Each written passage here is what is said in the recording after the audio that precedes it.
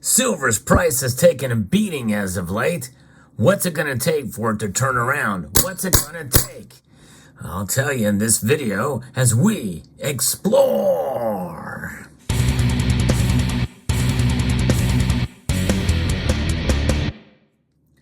A lot of us are frustrated, some of us excited, especially when you can buy silver at a cheaper price. That's kind of what it's about if you are in accumulation mode and if you believe in the metal.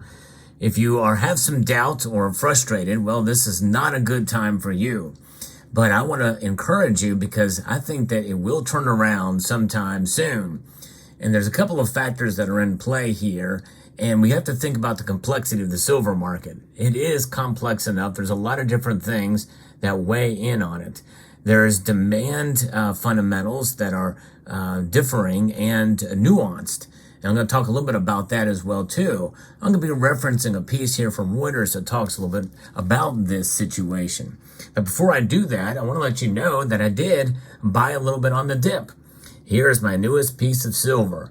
Stay tuned towards the end of the video where I'll explain why I somewhat regret buying this even at a low price. All right, so here's what's going on with the market. Silver's down. In fact, as I record this video, it's down sharply today. And I might talk about that later on, but it is a pretty dramatic move to the downside that we've been seeing. And gold is down as well. Gold's actually been hit harder as far as overall than silver the past couple of days, but notwithstanding, today may be the exception to that. That could very well could have pulled silver much more down. The gold to silver ratio is pretty high, but what is going to be happening down the road is a couple of things to look forward to. Number one is solar demand. Robust demand from the solar industry and limited supply growth from mines will buoy silver prices once the period of higher global interest rates is over.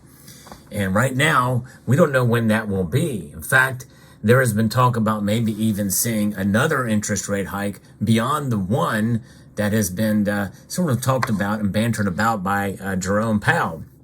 That we should be open to one more interest rate hike this year. We may see two, possibly.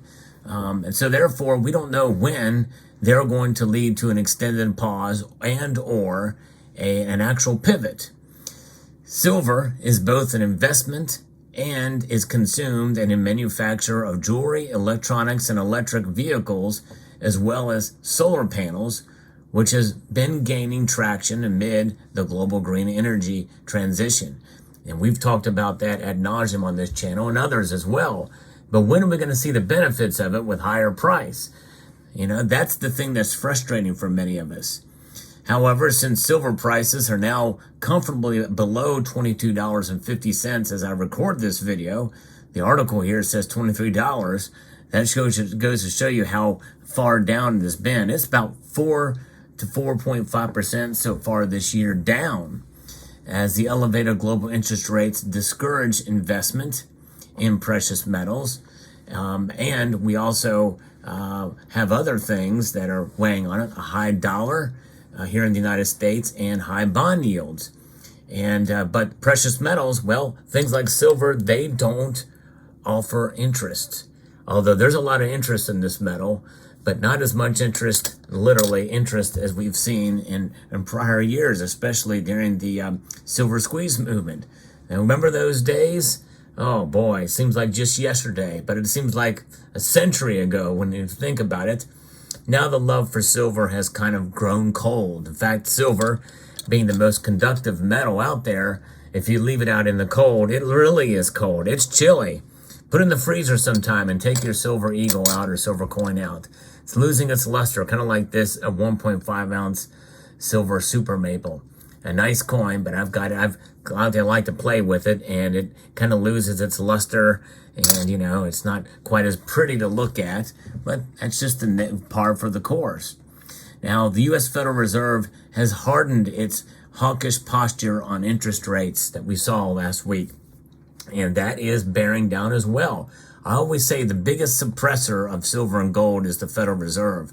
Of any other institution around the entire world, the Federal Reserve is probably to blame the most, because they want to try to prop up their dollar, which which, by the way, their dollar is your dollar too. And even if you live in another country, even if you live in Russia, you are affected by the dollar right now. And it is strong, but it is weakening a little bit right now. Once the peak, though, of Fed tightening is confidently in place, silver should become attractive again. And that's just it. Once it gets there, then there's no other way to go. And I think that even before rates are lowered, once you see that we're at the top of it and you start to see the Fed watch tool change its metrics to the high 90s or even the low 90s, that we're going to see extensive, pause or a drop to come. There you have it. I think we'll see silver become attractive again. This is according to Ed Moya, who's a senior market analyst at brokerage Oanda. He expects silver to finish this year above $24 per ounce, which is far short of my goal of $28 an ounce. And more likely, he's more right than I am. But we'll see. So we may see it to move up, but it could move up dramatically, especially if sentiment turns south with everything else that's going on. Silver might see its biggest deficit in over a decade as mining production cannot keep up with demand. The solar industry has been seen surging demand, he added. However, there's nuance to that too, as I've recently reported on. The silver market was undersupplied by 237.7 million ounces in 2022, according to the Silver Institute. And deficits are set to continue in the years to come. I've reported on that as well too. All going back to this report from the Silver Institute. So why the heck has silver not reacted to that more positively? Why are we seeing a pull back now? Well, that's the thing. Huge above ground stocks and quantities of metal held by individuals and investors are filling the gap. There is no silver shortage, folks. And even though there may be a deficit, really that's the two sides of the coin, pun completely intended. On one side, you've got a deficit of silver, and maybe it's apropos in this case, as we have a younger Queen Elizabeth who is no longer with us. And on this side, we got kookaburras. They mint these things every year. This is the first year they minted the kookaburra. But in this side, there's plenty of kookaburras around. And so this side of the coin represents an oversupply of physical silver out there. Why? People aren't buying as much of it. There's a lot of silver moving around. Now we have the LBMA stocks, which are coming back online a little bit. The COMEX, we see mixed data there, but essentially there's a lot of silver in those places too. And so there's some nuance in this, but that is putting pressure on silver's price. And so it's pretty amazing when you think about it. Demand for silver from photovoltaic cells, which makes up a solar panel, has shown a threefold growth since 2014 and is expected to reach 161 million ounces this year in 2023, according to the Silver Institute. The sector will be responsible for 14% of total demand for silver this year, compared with 5% in 2014. Now, before I get into the more about the photovoltaics as far as how much silver is seeing as it grows to energy by 2025, let me let you know about new technology that I reported on earlier. And usually, new technology with regards to anything in the tech industry and in conductivity and the like, usually you can do more with less. But in this case, you can do a lot more with a little more silver, and enough extra silver that are going to be needed for each solar cell, that this very well could mean that we're going to need a lot more silver for solar panels if this technology comes online as quick as some are saying it will. That will be a game changer, folks. And that means that that could put a lot of pressure. And so once we start to see people start to buy silver again, and the physical there, coupled with industrial demand, then we'll probably see prices go up. But it goes to show you that lack of investment demand or stacking, as much stacking silver, does weigh on it. But there is psychology here, because what happens? Well, whenever you buy silver and the price goes low, well, you're not as excited about it. But people tend to buy more on the way up than they do on the way down. It's psychology.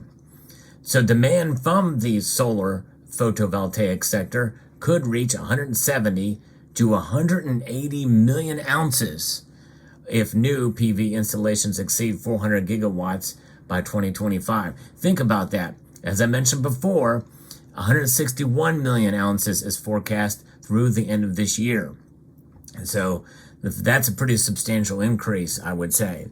So there you have it. So I bought silver as the price was down, and this is the piece I got here. Now let's take a look at exactly what this is. This is kind of a remarkable little round here. It is a kind of a smaller diameter, and it is a walking liberty. It looks like a silver eagle sort of from years gone by, but this is definitely a vintage piece here. And if anybody knows anything about this, I hope you will let me know. Instead of liberty, it says freedom here, which you may remember that was also on one of the Freedom Rarities. It says there at the bottom, there's no year of issue for this, but a nice piece of vintage silver, which actually is thinner, and it actually has a little bit of finning on it as well too, which is a little unfortunate. That's one reason why I kind of regret this, but here's the other reason. When I flip it over, it is rotated die. The die is rotated.